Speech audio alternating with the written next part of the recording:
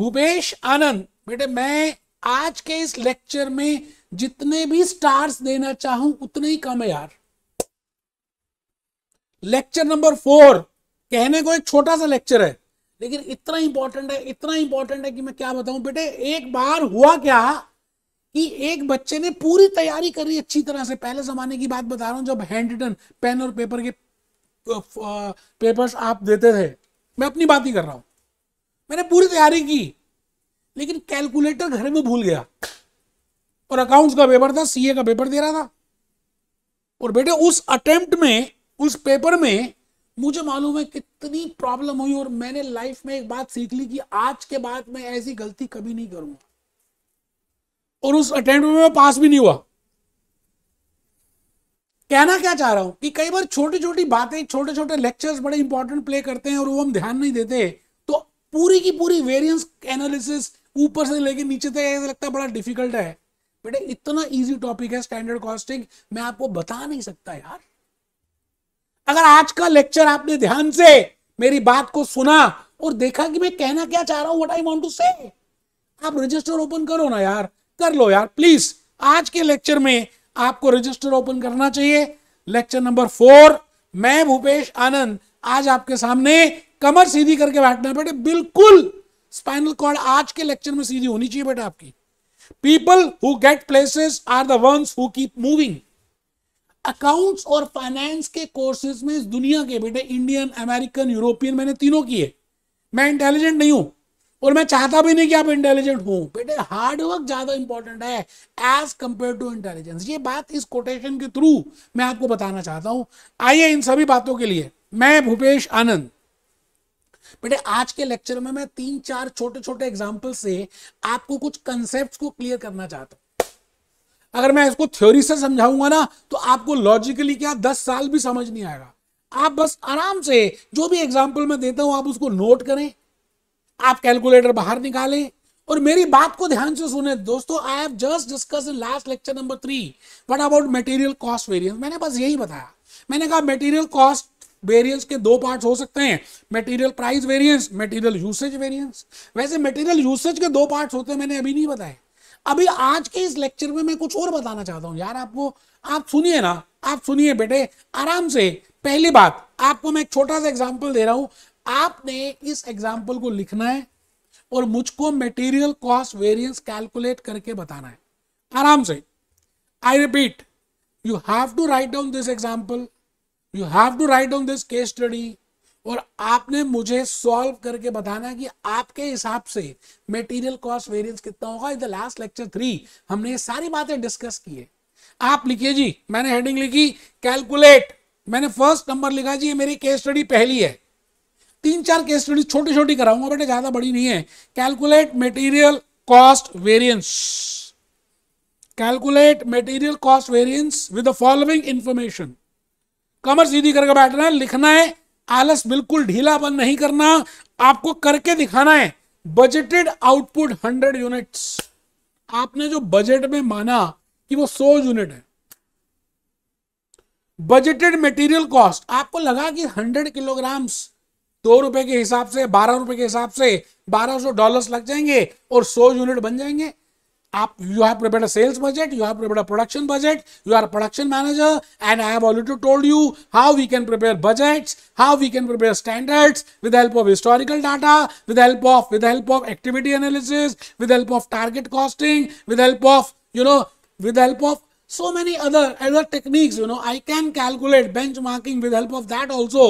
I can prepare standards, that I am all aware of. तो मुझे ऐसा मैं आपसे कहना चाहता हूं, ये जो बजट मैंने प्रिपेयर किया, budget, budgetary control, budgeting, target costing, activity analysis, historical data, इन सबको बेस बनाकर मुझे लगा, एक प्रोडक्शन मैनेजर कहता है कि 100 किलोग्राम जब डालेंगे तो 100 यूनिट तो बन ही जाएंगे जी। और परचेज मैनेजर कहता है that 1 kg will be 12 rupees costing. It means we have prepared this budget. ठीक है जी। एक्चुअली में होना शुरू हुआ, घटना घटित हुई, ट्रांजैक्शन होनी स्टार्ट हो गई, हाथ से होने स्टार्ट हुए। एक्चुअल आउटपुट 100 यूनिट्स बेटे, एक्चुअल आउटपुट 100 यूनिट की हुई। बजटेड आउटपुट थी 100 यूनिट की, एक्चुअली में भी 100 हुए। अब यहां पे ध्यान देना है, इसके बाद जितनी भी मैं केस स्टडीज कराऊंगा ना उसमें आउटपुट को डिफर कर दूंगा, लेकिन मैं अभी नहीं बता रहा कि उसका मतलब क्या। अभी ध्यान से आपका ध्यान मेरी तरफ होना चाहिए। मैं कह रहा हूं budgeted output 100 units, budgeted material cost $1200, 100 kilogram 12 रुपए के हिसाब से या $12 के हिसाब से, एक्चुअल यूनिट 100 यूनिट बने, एक्चुअल मटेरियल कॉस्ट 110 किलोग्राम लगा बेटे, 1250 परचेज मैनेजर ने 12.5 में खरीदा 1 किलोग्राम, और टोटल खर्चा आ गया जी 1375 का। आपको कैलकुलेट क्या करना है, ऊपर क्वेश्चन कह रहा है जी मटेरियल कॉस्ट वेरिएंस निकालना है, बड़ा इजी है जी। मैं रुक गया हूं जी, आप कैलकुलेटर बाहर निकालो जी, अपने आप करके दिखाओ। आप मुझ कर सकते हो यार, आप कर सकते हो। यू हैव टू कैलकुलेट, थोड़ा सा ढीलापन छोड़ दीजिए। बजटेड आउटपुट 100 यूनिट की है, एक्चुअल आउटपुट भी 100 यूनिट की है, गधे भी गड़ आराम से बेटे आपने देखना है। I think I have already told you that material cost variance is equal to, in the last lecture we have discussed the standard material cost minus actual material cost, and that is due to material price variance and material quantity variance। अगर आप ध्यान से देखें prima facie, तो बेटे price सोचा था 12 लिए, लेकिन खरीदा कितने में, 12.5 में। इसका मतलब prima facie I can say that there is a price variance also। If I thought कि 100 किलोग्राम कंज्यूम होंगे, बट बेटे एक्चुअली में कंज्यूम कितने हुए, 110 किलोग्राम। इसका मतलब यहां पर क्वांटिटी वेरिएंस या यूसेज वेरिएंस भी है और प्राइस वेरिएंस भी है। परचेज मैनेजर भी रिस्पॉन्सिबल है और प्रोडक्शन मैनेजर भी रिस्पॉन्सिबल है। आई थिंक आप बात समझ रहे हैं जो मैं कहना चाह रहा हूं। These are the two people who are very responsible. So I, as a management accountant, has to calculate how much is the variance in price and how much is the variance in the quantity। Question लिख लो बेटे, लिख लो। मैं revision ही करा रहा हूं एक तरह की, ऐसा मान लो। मटेरियल कॉस्ट वेरिएंस आपको मैंने बताया था, it is due to material price plus material price plus material quantity. फिर हमने लास्ट लेक्चर में सीखा था, इनके फॉर्मूलाज डिराइव किए थे, इसके फॉर्मूलाज लिखे थे, कुछ कट गया था। फिर मैंने कहा था standard cost minus actual material cost, standard material cost minus actual material cost is equal to material cost variance. And then the formula which I have written and I have cancelled that, the net result is, standard price into standard quantity minus actual price into actual quantity। आराम से बेटे, standard price into standard quantity minus actual price into actual quantity. अब मैं detail में नहीं जाऊंगा, ये कैसे आया सब बता चुका हूं। अगर आप डायरेक्टली करना चाहें तो बेटे मैंने इसको करके दिखाया, material cost variance, quantity and price, quantity is difference in quantity into standard price। why standard price? I have already given the logic in the lecture number 3। तो difference in quantity is 110, standard quantity minus actual quantity। आपको मैंने बताया था पहले standard लिखते हैं, आप actual भी लिख सकते हैं, बट आप समझ रहे हैं जो मैं कहना चाहता हूं, ठीक है जी। 100 माइनस 110 इंटू 12, 120 एडवर्स आ रहा है बेटे क्वांटिटी वेरिएंस। इसका मतलब जो आपका खर्चा, जो आपकी कॉस्ट लगनी थी कितनी, 1200 की, लगी कितनी, 1375 की। इसका मतलब $175 का खर्चा जो ज्यादा आया, उसमें से $120 की जवाबदेही, responsibility is of production manager because he has consumed more. It means the balancing figure is responsible for the purchase manager। Okay, we will let's check down material price variance। It is due to difference in price। सोचा कितने में खरीदने का था, सोचा कितने में, actually में कितने में, into actual quantity consumed, because in profit we always debit actual quantity consumed। तो standard price minus actual price into actual quantity। बेटे 12 माइनस 12.5 110, 55 एडवर्स, टोटल करके देख लीजिए 175 एडवर्स। अगर आप ऐसे नहीं करना चाहते तो बेटा डायरेक्टली ऐसे भी कर सकते हैं, standard cost minus actual material cost. Standard material cost क्या होगी, standard quantity into standard price. Actual material cost क्या होगी, actual quantity into actual price. करके देखिए ना बेटा, आपको लॉजिक कंसेप्ट सब। अभी तक आपने कोई फॉर्मूला रटा, बेटे रटना ही नहीं दूंगा यार, कैसी बातें कर रहे हो। लेकिन अब आपकी दुनिया बदलने वाली है। मैं अभी जो 2 छोटे छोटे एग्जाम्पल्स, 2-3 एग्जाम्पल्स देने वाला हूं आज के इस लेक्चर नंबर 4 में। बेटे अभी तक जो कराया वो तो झूंगा था, झूंगा बेटे टेस्ट। जैसे हल्दीराम पे खाना खाने जाए, मैं अपनी बात कर रहा हूं, मैं मिठाई लेने जाऊं तो मैं मिठाई में थोड़ा थोड़ा टेस्ट करता हूं, इतने में मेरा तो हो गया भैया, मैं खरीदता कुछ नहीं, थोड़ा थोड़ा टेस्ट। अभी तक जो एग्जाम्पल कराया था वो टेस्ट ही था, लास्ट में खाली टेस्ट करने के लिए लिया था। एक्चुअल लेक्चर तो अब शुरू हो रहा है। रात अभी बाकी है, बात अभी बाकी है।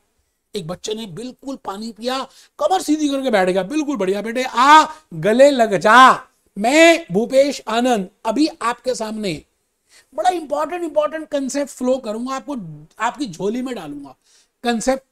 2-3 छोटे छोटे क्वेश्चंस के थ्रू आपको खुद पता चलेगा कि आप कहां पे समझने की बात कर रहे हैं।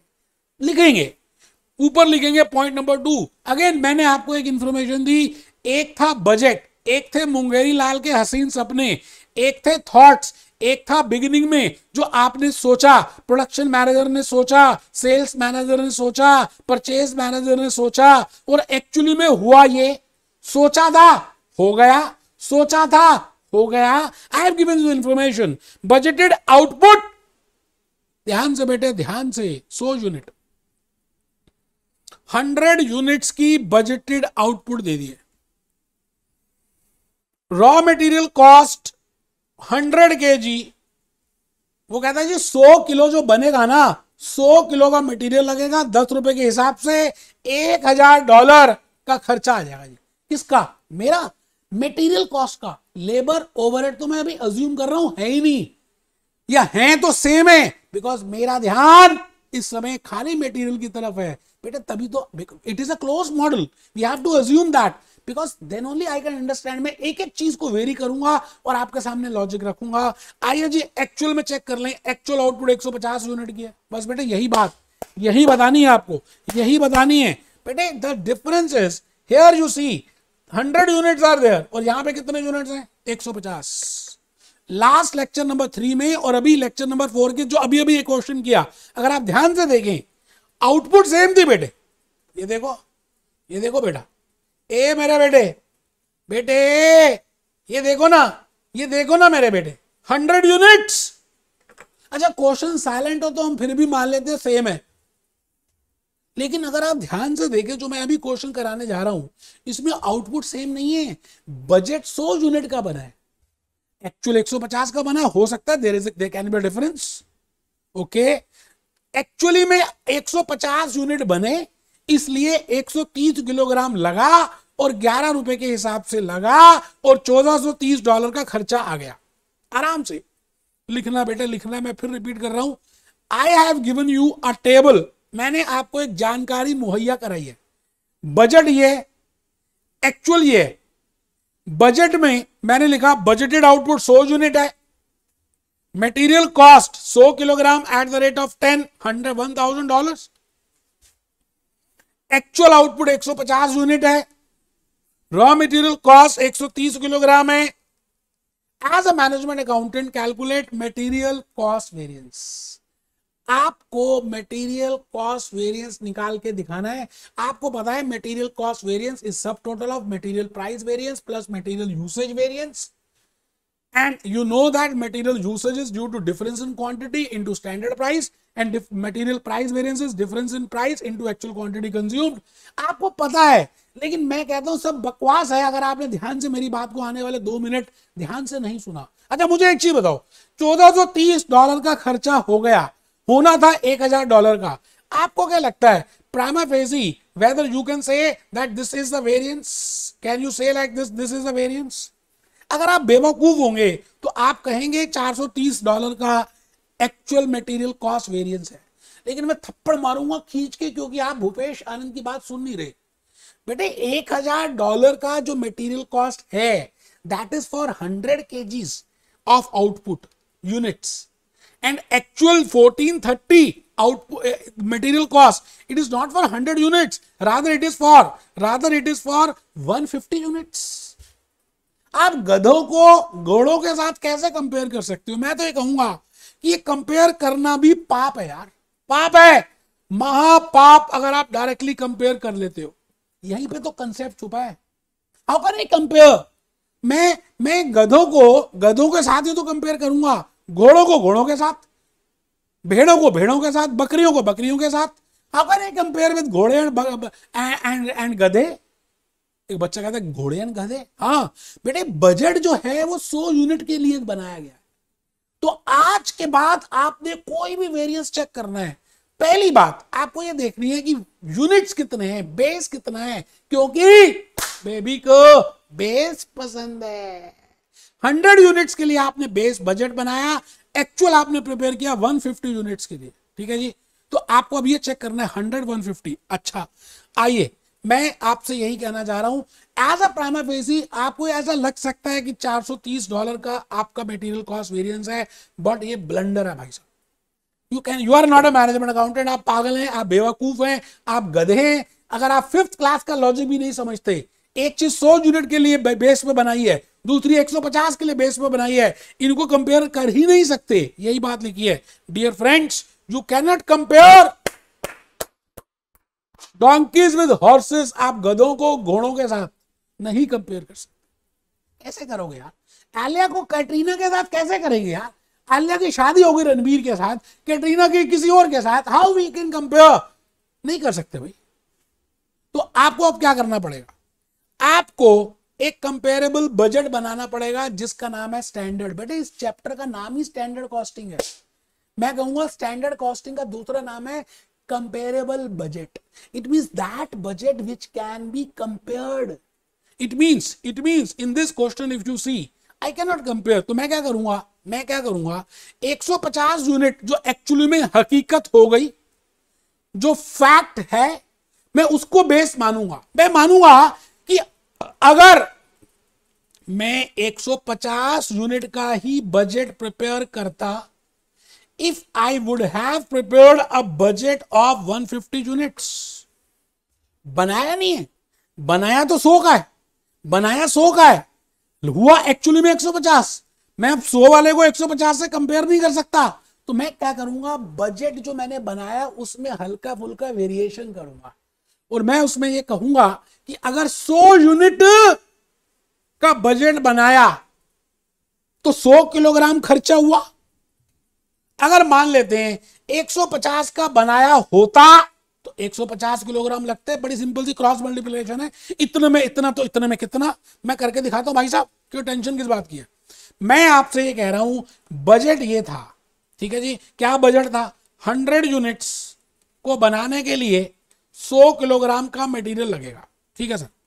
बट मैं बना रहा हूं comparable budget, the budget which can be comparable budget. मतलब 150 यूनिट को बनाने के लिए, एक बच्चा कहते हैं 150 कहां से आए? बेटे जो एक्चुअल में होते हैं हम उसी को बेस मानते हैं कि अब अगर हम एक्चुअल के बेस यूनिट्स जितनी प्रोडक्शन की उतने के लिए ही यूनिट्स बनाते हैं तो कितना बजट बनता। तो 150 यूनिट्स के लिए 150 किलोग्राम लगेगा या नहीं, ये बेटे निकाल सकते हैं। कैसे? 150 into 100 upon 100 is equal to 150, ये मैंने निकाल दिया। अब ये 150 किलोग्राम क्या है? This 150 kilogram is named as comparable budget, और टेक्निकली हम इसको स्टैंडर्ड बोल सकते हैं। अभी 2-3 एग्जांपल कराऊंगा, आप बिल्कुल टेंशन ना लें यार। तो मैं भूपेश आनंद आपके सामने इस समय खड़ा हूं और मैं एक बड़ी प्यारी सी बात आपके लिए प्रिपेयर करूंगा। मैं आपको समझाने के लिए क्या कर रहा हूं, आप मेरे साथ साथ चलेंगे तो बहुत अच्छा लगेगा आपको। बेटे ये 3 कॉलम बना रहा हूं जस्ट फॉर एक्सप्लेनेशन पर्पस। मैंने पहला लिखा बजट, दूसरा लिखा स्टैंडर्ड, ध्यान से देखना, और थर्ड लिखा एक्चुअल। मुश्किल नहीं है, आप बस ध्यान से देखते जाएं। ये मैंने बनाया कितने यूनिट्स के लिए? 100 यूनिट्स के लिए। बजट प्रिपेयर किया था बेटे 100 यूनिट्स के लिए। ये 150 यूनिट हो गए, ठीक है जी। इसमें यूनिट्स कितने थे? यूनिट्स थे बेटे 100 किलोग्राम, 100 किलोग्राम 10 रुपए के हिसाब से, 100 किलोग्राम 10 रुपए के हिसाब से, ठीक है जी। तो मैं यहां लिख रहा हूं unit rate amount, unit rate amount, unit rate amount. Paper में करें ना करें ऐसा अभी कोई टेंशन मत लें, आप खाली पहले कंसेप्ट को समझें यार। 100 kilo eight the rate of 10, ये आ गया जी $1000, ठीक है सर, बहुत बढ़िया। एक्चुअली में क्या हुआ? एक्चुअली में 130 किलोग्राम लगे, ये देखो 130 kilogram at the rate of 11, at the rate of 11 130 130 130 130 at the rate of 11 and that comes to 1, कितना आ रहा था जी, 1430. But my dear friends, I cannot compare this with this because this, the base is 100 units and actual is 150 units. अब यहीं पे mistake करते हैं, बच्चों को समझ नहीं आता कि क्या कहना चाह रहा हूं। बेटे हमें अब क्या करना पड़ेगा, एक रिवाइज बजट बनाना पड़ेगा, उसका नाम है स्टैंडर्ड। अच्छा, जो एक्चुअल के बेसिस भी बनेगा, क्योंकि एक्चुअल घटित हो गया है, एक्चुअल फैक्ट है, तो मैं उसी के बेसिस पे बजट बना देता हूं। मैं सोच रहा हूं कि अगर मैंने 150 यूनिट के लिए ही बजट बनाया होता तो फिर कितना आता, तो मैंने आपके लिए सामने लिखा। अब आप बताएंगे 100 किलोग्राम अगर 100 के लिए लगता है तो 150 यूनिट के लिए अभी अभी हमने कैलकुलेट किया 150 किलोग्राम 10 है ही, 1500 है ही। बेटे अब इसको इसके साथ कंपेयर कर सकते हैं। I can compare this with this. 1500 की मटेरियल कॉस्ट स्टैंडर्ड है और एक्चुअली में हुई 1430, तो $70 फेवरेबल है। बेटे $70 फेवरेबल है। और अगर आप डायरेक्टली इसको कंपेयर करते तो बेटे ब्लंडर हो जाता। आप कहते 430 एडवर्स है, which is not the case. I think you are getting my point.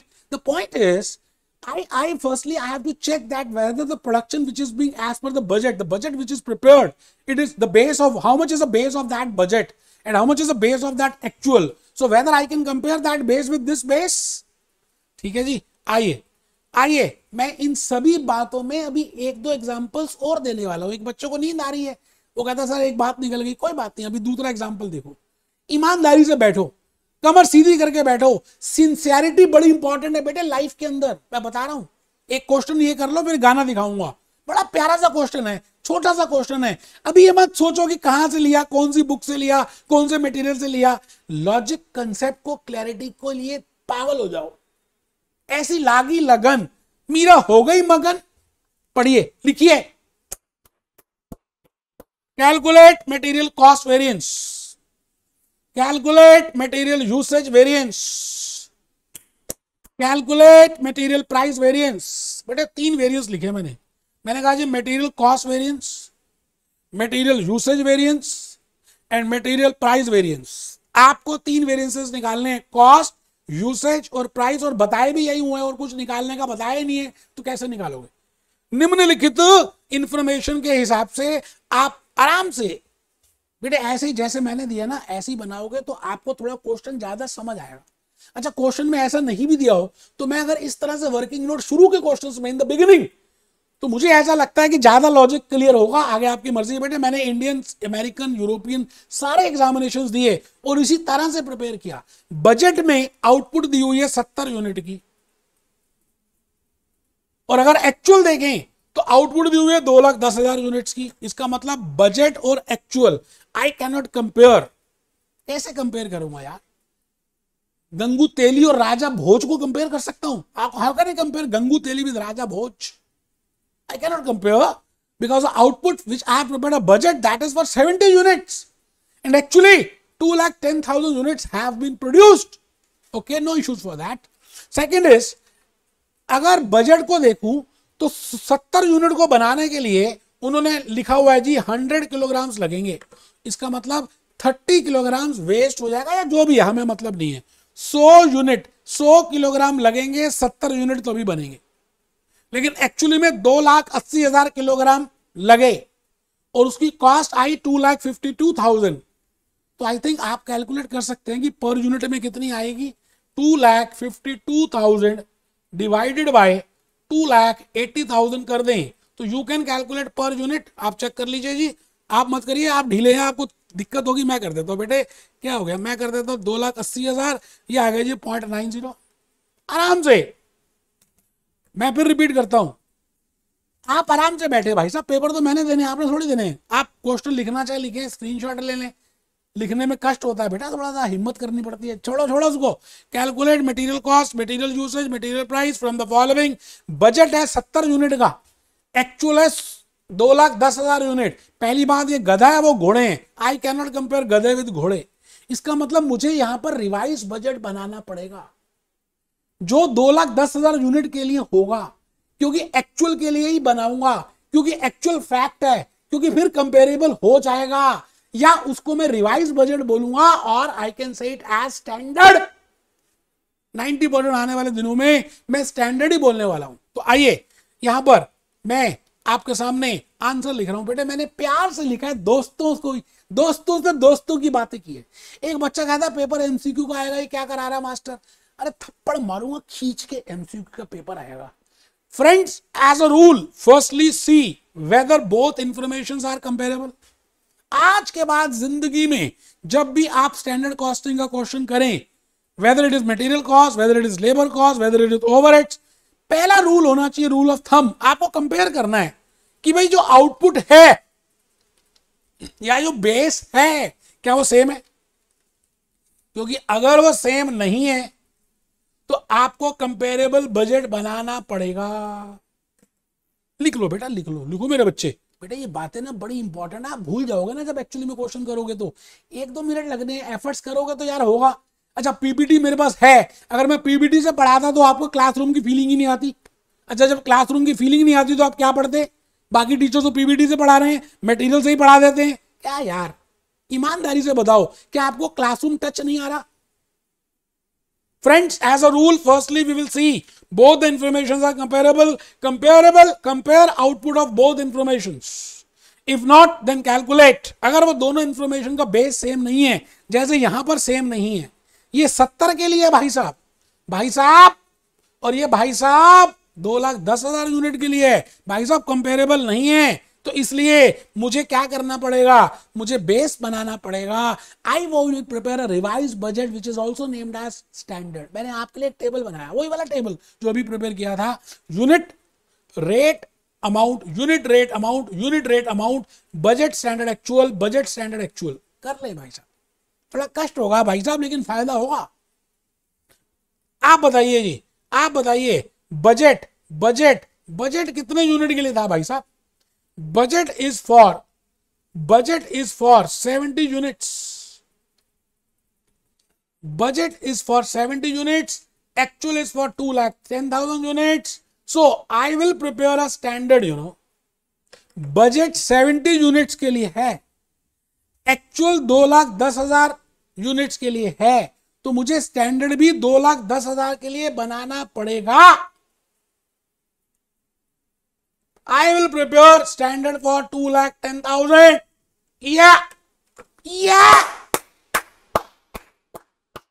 अब बजट वैसे मैंने लिख दिया 100 किलोग्राम, 1 रुपए के हिसाब से 100 रुपए। इसका तो कोई मतलब ही नहीं है जी, बकवास है। ये तो डस्टबिन में डाल दो, ये थ्रो कर दो, इसको टोकरी में डाल दो, उसके ऊपर साड़ी लगा दो और उसके ऊपर सांप रख दो और जमुना जी में बहा दो। बजट बकवास है, because budget has no relevance. How can I compare budget with the actual? I have to गले लग जा बेटे, मुझे इसको गले लगाना है, स्टैंडर्ड को गले लगाना है, स्टैंडर्ड को गले लगाना है। इसका मतलब मुझे स्टैंडर्ड कैलकुलेट करना पड़ेगा, जो मैं क्रॉस मल्टीप्लाई करके 3rd क्लास की मैथमेटिक्स यूज करके आई कैन कैलकुलेट, बिल्कुल आराम से कैलकुलेट हो जाएगा। आइए देखते हैं, मैंने आपसे बोला कि 100 किलोग्राम 70 यूनिट के लिए आपको 100 किलोग्राम चाहिए। सुनना जरा, for 70 units I require 100 kilograms. It means for 2,10,000 units, because actual is 2,10,000 units, how many kilograms will be required? तो 2,10,000 into 100 divided by 70, that comes to 3 lakhs। करके देखो भाई साहब, कैलकुलेटर से कर लो। इतने में इतना तो इतने में कितना, इतने में इतना तो इतने में कितना, बेटे 3 लाख आ रहा है।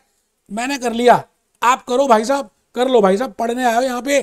3 lakhs मैंने लिखा जी, 3 lakhs, ये आ गया जी 3 lakhs। इसको बोलते हैं स्टैंडर्ड, इसको बोलते हैं स्टैंडर्ड क्वांटिटी। अब इसको कंपेयर कर सकते हैं उसके साथ। अच्छा 1 रुपया तो पता ही चल गया, ये 1 रुपया यहां से आ गया और ये 3 लाख आ गया। अच्छा ये एक्चुअल डाटा तो दिया हुआ है, 2,80,000 90 पैसे, 2,52,000। मुश्किल नहीं है, अब मुश्किल नहीं है, धीरे धीरे काम आसान होता जाएगा। मुश्किलें सॉल्व होती जाएंगी और लाइफ में आप आगे बढ़ जाओगे बेटे। हेडिंग लिखो, मटेरियल कॉस्ट वेरिएंस। हेडिंग लिखो बेटे, calculation of material cost variance, calculation of material cost variance. अच्छा, मैंने एज ए टेबल बना दिया, आपने टेबल बनाना तो ठीक, नहीं बनाना तो ठीक, फॉर्मूला याद करना तो ठीक, नहीं करना तो ठीक। I have given you the logics, I have given you the all the concepts, उन्हीं को यूज करूंगा यार। तो मैंने पहले लिखा material usage variance, difference in quantity into standard price. Why difference in quantity and why standard price? Lecture 3. Difference in price into actual quantity consumed. Okay, and then if I add these two and then cross it, then my net result will be this. I have already done it, I have already explained it. बेटे अब data क्या fill up करना है और क्या बहुत बड़ी बात है क्या? स्टैंडर्ड क्वांटिटी कितनी है? 3 लाख, 2,80,000 एक्चुअल, एक्चुअल प्राइस कितना है?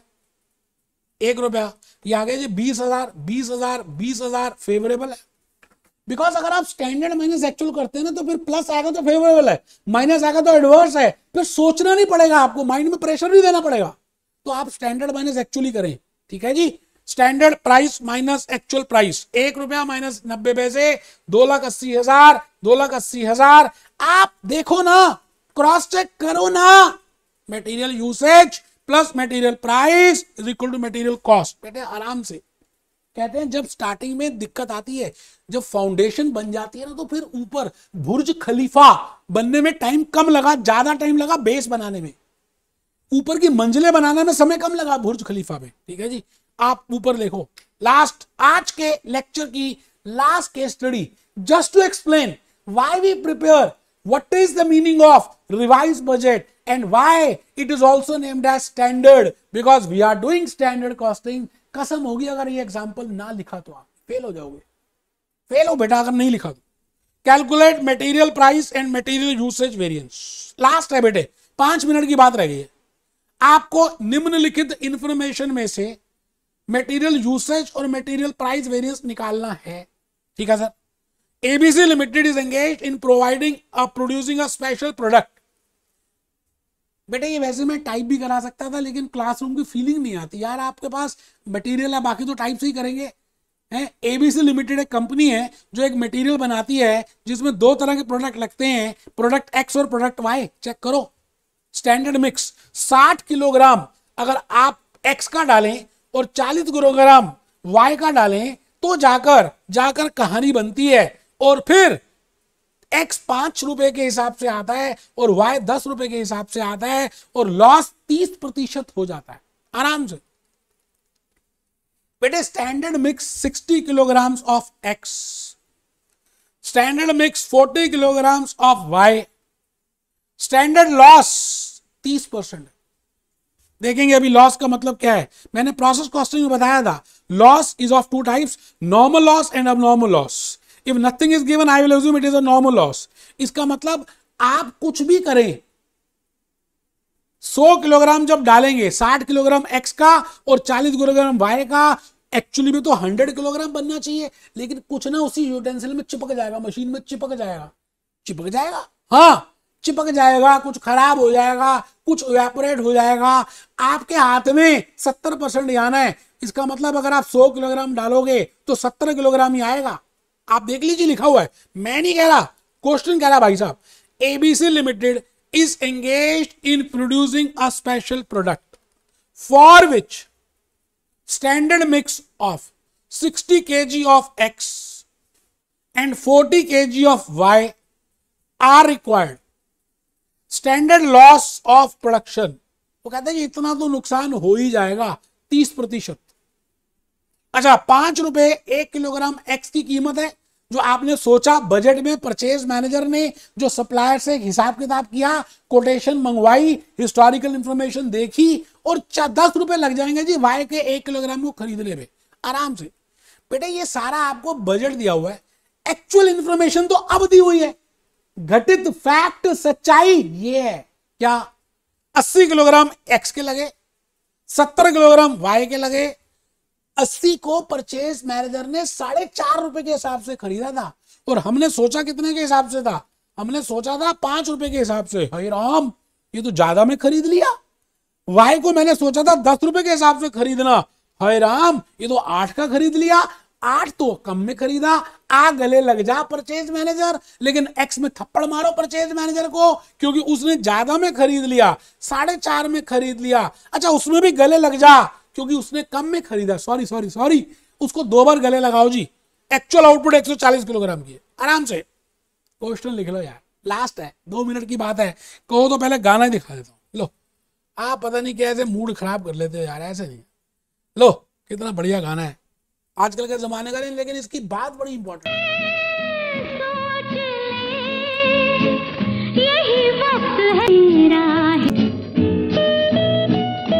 सुनना, ध्यान से सुनना। कह रही है आगे भी पीछे भी जाने ना तू। आप ऐसे सोचते रहते हो भविष्य में क्या होगा, कब पेपर पास होगा, कब गाड़ी आएगी, कब गाड़ी में बैठने वाली आएगी, पास में ये कुछ नहीं सोचना। बेस्ट आपका प्रेजेंट टेंस है, बस यही कह रही है लड़की। देखो सुनना, चलो मैं स्टार्टिंग से कर। अब ये कह रही है आगे भी मतलब फ्यूचर में भी। तू जाने नहीं यार, फ्यूचर जितने मर्जी एस्ट्रोलॉजर के पास चले जाओ, जानता थोड़ी आप फ्यूचर को। आपके हाथ में अभी फ्यूचर है, आप चाहो तो आप उसको काफी कुछ ठीक कर सकते हो। आगे भी जाने ना तू, पीछे भी जाने ना तू।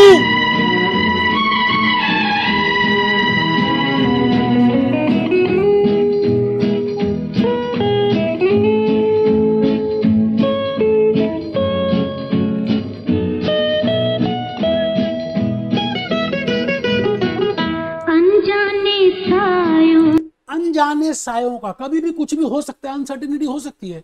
किसी को पता था कोविड जैसे सिनेरियो आ जाएगा, 1 2 3 4 वेव्स आ जाएंगी, ये ऐसे कुछ होगा, ऐसे लोग मर जाएंगे। अनजाने राहों का कुछ भी हो सकता है, तो तू घबरा मत यार। राहों में डेरा है, आने वाले दिनों में बहुत ज्यादा अनसर्टेनिटीज होंगी। अनदेखी बाहों, जो आपने सोचा भी नहीं वो भी होगा। हम सबको घेरा है, ये पल उजाला है यार। 100% प्रेजेंट टेंस में जी ले, अभी बेस्ट एफर्ट्स कर यार, बाकी की बातें छोड़। आओ आइए, मेहरबान कदरदान। क्वेश्चन नहीं लिखा तो लिख दीजिए, मैं इसी को कराकर आज का लेक्चर कंप्लीट कर दूंगा। Calculate material price and usage variance. ABC limited is engage in producing a special product. 60 kilogram x के, 40 किलोग्राम वाई के, स्टैंडर्ड लॉस 30%, 5 और 10 एक्चुअली में ये हुआ। ठीक है जी, बहुत ही बढ़िया। अब सबसे पहली बात हमें ये कंपेयर करना है कि जो एक्चुअल है और जो बजट है, क्या उनको डायरेक्टली हम घमासान करा सकते हैं? Directly can I as a management accountant can I compare? क्योंकि आज का लेक्चर एक ही मुद्दे पे है कि मुझे स्टैंडर्ड निकालना है या नहीं, रिवाइज बजट बनाना है या नहीं, क्योंकि उसके लिए मुझे बजटेड आउटपुट और एक्चुअल आउटपुट देखनी पड़ेगी। बजटेड आउटपुट अगर आप देखें तो बेटे 70 यूनिट्स की दी हुई है, 70 kg की, और एक्चुअल देखें, आप देख लो भैया एक्चुअल कितने की है, एक्चुअल कितने की है, 140 की है। एक बच्चा कहता सर ये कैसे पता चला? बेटे आप ये बताओ ना, 60 किलोग्राम एक्स का है, वाई का 40 है, स्टैंडर्ड की बात, बजट की बात कर रहा हूं, 100 बनना चाहिए।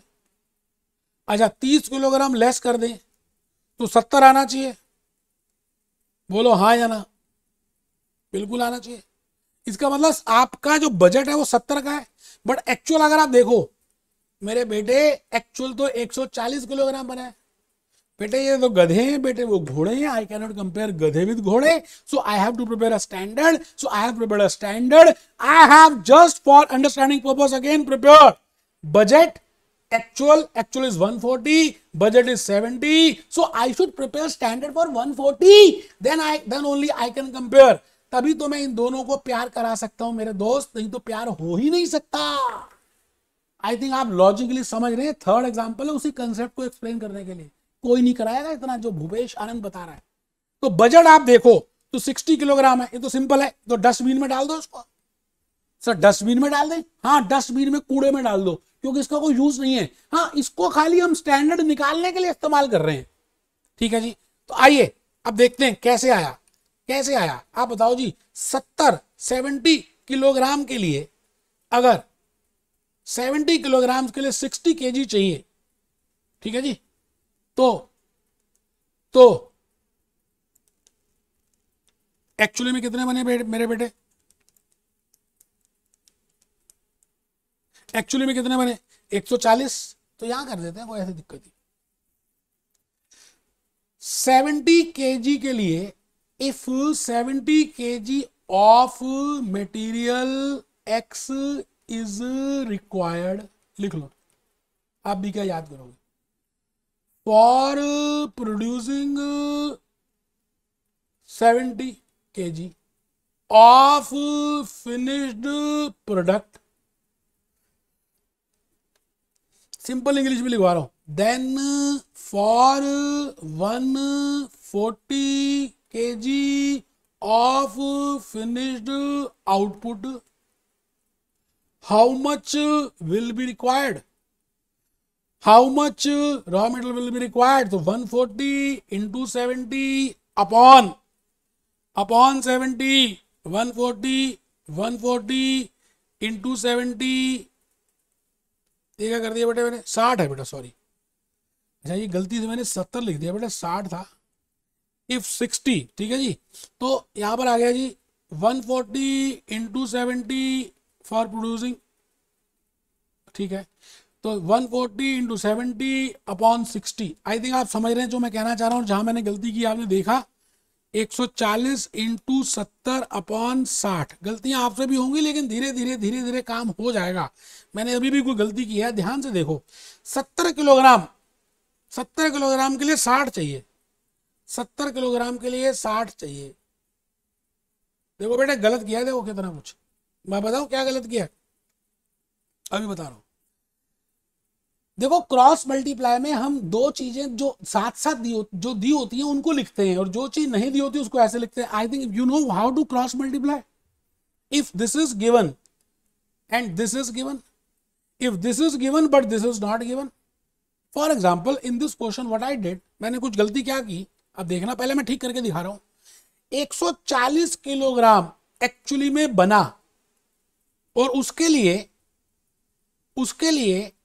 140 किलोग्राम के लिए, या ऐसा समझ लेते हैं बजट 70 का है, तो 70 के लिए 60, ठीक है जी।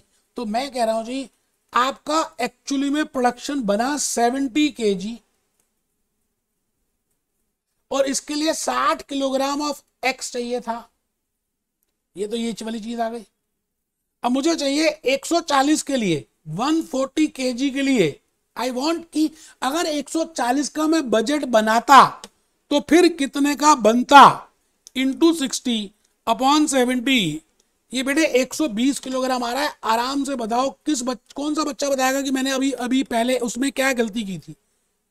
बेटे मैंने जो दो गिवन है ना उनको ऊपर नीचे लिखना होता है, मैंने वो नहीं लिखा था, इसलिए दूसरा आ रहा था। तो 120 किलोग्राम आ गया जी, 120 किलोग्राम लिख दिया sir.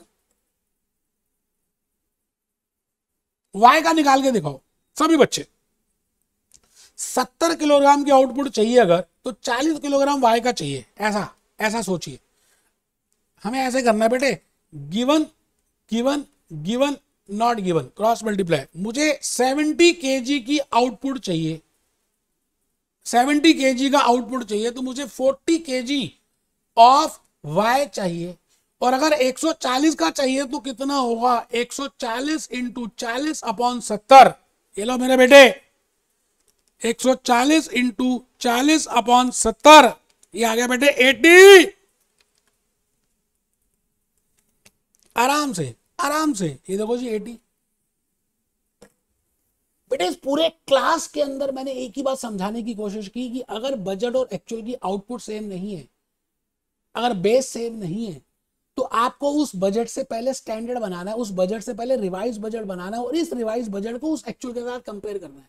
Then you can calculate the actual variances, then you are a actual real true management accountant. Otherwise आप मैनेजमेंट अकाउंटेंट थोड़ी, आप तो रिक्शा चलाने वाले हैं, आपको समझ ही नहीं आ रहा जो मैं कहना चाह रहा हूं। अच्छा, इसके बाद तो आप मटेरियल यूसेज, मटेरियल प्राइस और मटेरियल कॉस्ट निकाल सकते हैं। Material usage difference in quantity into standard price, material price is difference in price into actual quantity consumed, and material cost is material usage plus price। Formula पता ही है, standard cost minus actual cost. I think आप logically बात समझ पा रहे हैं जो मैं कहना चाह रहा हूं। आइए आइए, मैं भूपेश आनंद आज आपके सामने बिल्कुल बढ़िया सी बातें कर दूं। ये बेटे निकाल सकते हैं वैसे 120 ये लो जी, मैं करके दिखा देता हूं। 120 minus 80 into 5 plus 80 minus 70 into 10, क्योंकि यहां पे दो मटेरियल्स हैं एक्स और वाई, तो मैं इस तरह से कर दूंगा, एक्स का अलग से निकाल दूंगा, वाई का अलग से निकाल दूंगा, क्योंकि एक्स का प्राइस अलग है, वाई का प्राइस स्टैंडर्ड प्राइस अलग है। तो मैं देखो ऐसे कर रहा हूं, 120 minus 80 into 5 is equal to 200। इसको स्टोर में डाल देते हैं, स्टोर 1। 80 माइनस 70 इंटू 10, इसको स्टोर 2 में डाल देते हैं। रिकॉल 1 प्लस रिकॉल 2, ये आ गया जी 300। ये आ गया जी 300 फेवरेबल, आराम से, मुश्किल है ही नहीं कुछ यार। अब आ जाओ प्राइस में, difference in price 5 minus 4.5 into actual quantity. Into actual quantity है जी 120, एक्चुअल क्वांटिटी है जी 80 plus 10 minus 8 into into into actual quantity है जी 70। बेटे आपको लॉजिक्स पता है ना, तो बड़ी बड़ी चीज हो सकती है। अब आपसे करके देख लो, ये लो 5 माइनस 4.5। आप रुक जाओ, आप, मैं कर रहा हूं ना, पेपर तो मैंने देने, आप क्यों कर रहे हो बेटे? आप मत करो। स्टोर 1, आप मत करो बेटा। 10 minus 8 is equal two into 70 store 2, recall 1 plus recall 2, छोड़ो ना, 180 180 आ गया जी फेवरेबल। इसका मतलब आपका मटेरियल कॉस्ट वेरिएंस आना चाहिए 480 फेवरेबल, है ना, जो आपको ऊपर से दिख भी रहा है 480 फेवरेबल। ये देखो, अगर आप 1400 माइनस 920 करें तो 480 फेवरेबल आ रहा है। मैंने क्रॉस चेकिंग भी कर दिया। तो बेटे आज के लेक्चर में हमने स्टैंडर्ड की बातों को सीखा। बड़े इंपॉर्टेंट लेक्चर्स हैं, आपको मैं बता रहा हूँ, ये छोटे छोटे लेक्चर्स हैं, छोटे छोटे एग्जांपल्स हैं, लेकिन बड़े गहराई छुपी हुई है यार इनमें। मिलते हैं बेटे लेक्चर नंबर 5 में। Be happy, B jolly, B cheerful. Lecture 5 में I will be discussing with mix and yield variance, क्योंकि जो क्वांटिटी में डिफरेंस आया उसके भी दो कारण हो सकते हैं। आपको याद है मैंने लेक्चर 3 में एक टेबल बनाया था, मटेरियल कॉस्ट की 2 ब्रांचेस और यूसेज की 2 ब्रांचेस। तो मैं अब नेक्स्ट लेक्चर में यूसेज की 2 ब्रांचेस को एक्सप्लेन करूंगा, और लेक्चर 6 में तो एक ऐसा टेबल दे दूंगा कि जो मर्जी क्वेश्चन आ जाए आप आराम से उस टेबल में डाटा भरिए और आपका आंसर आ जाएगा। बेटे भूपेश आनंद है, सब बताएगा। Be happy, B jolly, B cheerful.